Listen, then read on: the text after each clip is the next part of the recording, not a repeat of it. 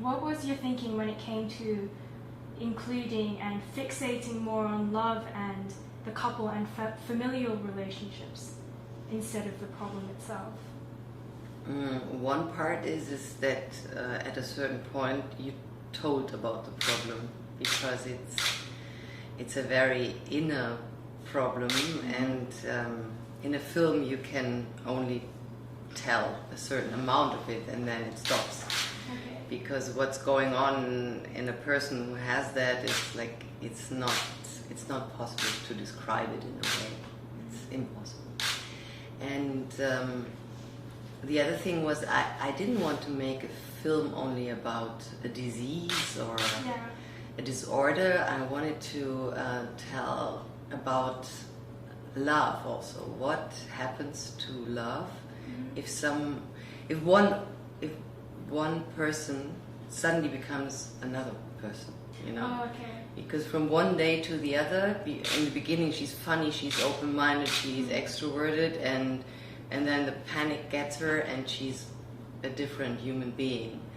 And how do they deal with it, and can love survive that? So that was very important to me as a topic. So how did you set up the environment and her attitude towards things until her panic attack started?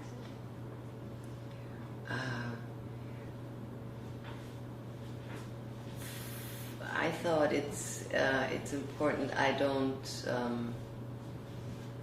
work with too many cliches like she's under such a heavy pressure at work because she has such a big responsibility and all these things.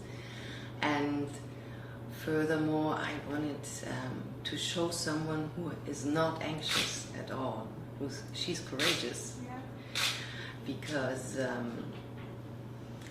getting caught by anxiety disorder or panic disorder and depression doesn't mean that before you have to be a melancholic person, or you have to be anxious in normal situations, because the anxiety which happens then is something totally irrational.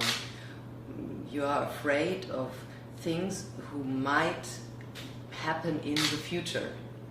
This produces the panic. Okay. But not an actual danger itself. And actually it's kind of healing when someone who has panic attacks gets into a situation which is really scary or frightening and can deal with it. It's real anxiety and this disorder, they don't have to do so much.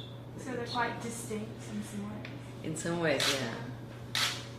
Yeah, one is the anxiety you also need to have to survive. We all need anxiety, Okay, yeah. Otherwise we would be run over by cars or do very dangerous things. And the other thing is just imagination of something negative. Yeah, so I was quite curious about the attitudes you portrayed towards mental illnesses, because some of the characters had different kind of reactions to what happened, and how did you set it up, and what did you envision? I mean, that topic is very huge, and in the beginning I wanted to tell much more about how the environment reacts and everything, but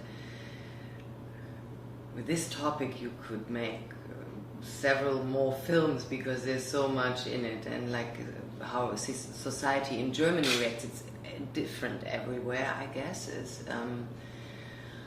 I think it's still not something normal. Like, it's not like you could say I have a psychological disorder or disease, as you can say I have a physical problem. Yeah, that's very true. There's a stigma around. Yeah, and it's still there in big cities, very open-minded people and so on. It starts to become more normal to talk about it. Okay. But I wanted to tell a about this, but I didn't want to do it in the typical way, so I have her boss, Yes. and he exaggerates totally in the different direction, because he wants to be political correct, you know. So what he does, he informs all her colleagues about her problem, so they be careful with her, as if she could break down in a second again or something, which is totally wrong. And then there's the mother. I think it's something difficult for parents when children have something like that, but furthermore, it's a certain generation. It's the after World War II generation, and they have harder times to deal with these topics than my generation. So, and the mother, she doesn't want her to have that. Mm-hmm. And it's always a thing, which I think people often think, but there's no reason to be sad, just pull yourself together, get a cold shower, and then... Yeah. No, it's kind of, it's your fault you have it. Okay. Yeah, HEDI's mother was a pretty small presence in your film. Yeah, but there's this very hard scene where she says that.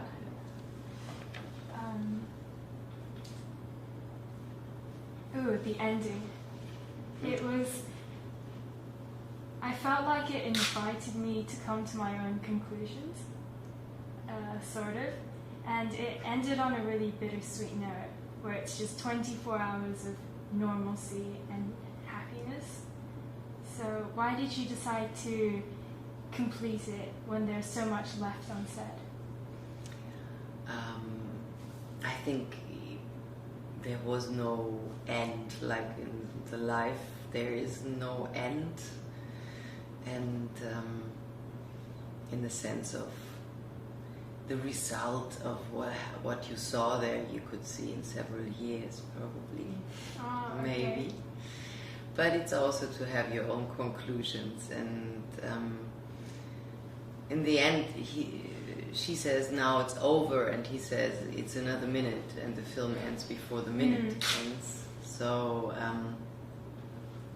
it's very interesting because there's people who think it's a happy end, there's people who think it is an ambivalent end, an ambiguous end, and then there's people who think it's a sad end. Okay. So sometimes I make a test with the audience, because you can kind of check your own your own approach to life, if you're a positive or a negative thinker, or your own towards love also.